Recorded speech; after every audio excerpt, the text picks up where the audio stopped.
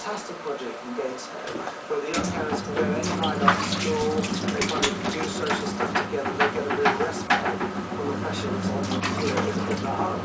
And that project, interestingly, in this downturn which we're talking about, is threatened by the fact that the local authority is under pressure. It hasn't got as much money as it used to have, the order went on there with the banks and local authorities. And so the money from Common Relief to keep that little kind of ray of hope and give that of optimism going in that community in Gateshead is crucial. Let's bring in Judith, who's called us from Thetford in Norfolk. Hello, Judith. Hello. You say you won't be donating to Comic Relief. Tell us why not. Well, basically, it's a case of telling the old story. For years, we've heard about the poor African children, how they're suffering, how the adults are suffering. So many parents will go to buy them a bowl of rice or tea, and they'll be able to survive. Let me tell you something. If I was in debt, I'd have to sort myself out. I'd have to manage my own affairs.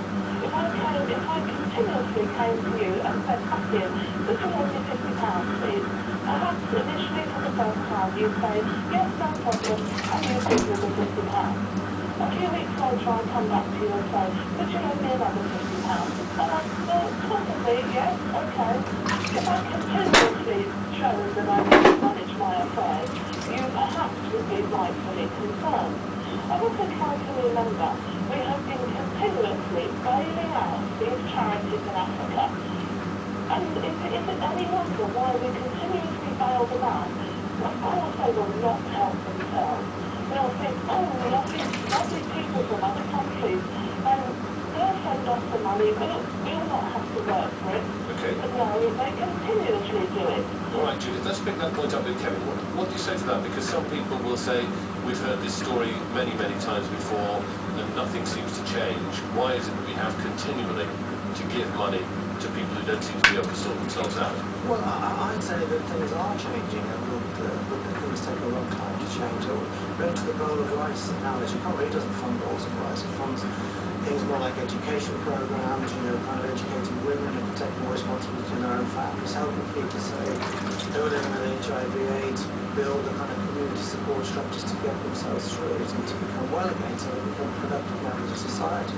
When I visited Rwanda just after the genocide in 1994, we met a group of women whose husbands had been killed, whose broader families had been killed in the genocide, and simply by giving them a small loan. I met a woman who had borrowed $100, bought 100 chickens, she could start laying eggs.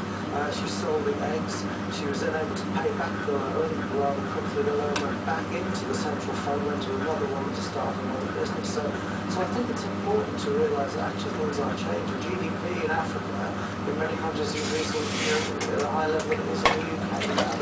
There are 18 new democracies across Africa since the mid-1990s. So the notion that you can kind of categorise it all as one thing and just say, well, it's all it's not true. There are signs of progress. There are 40 million more children in school in Africa since the beginning since the year 2000.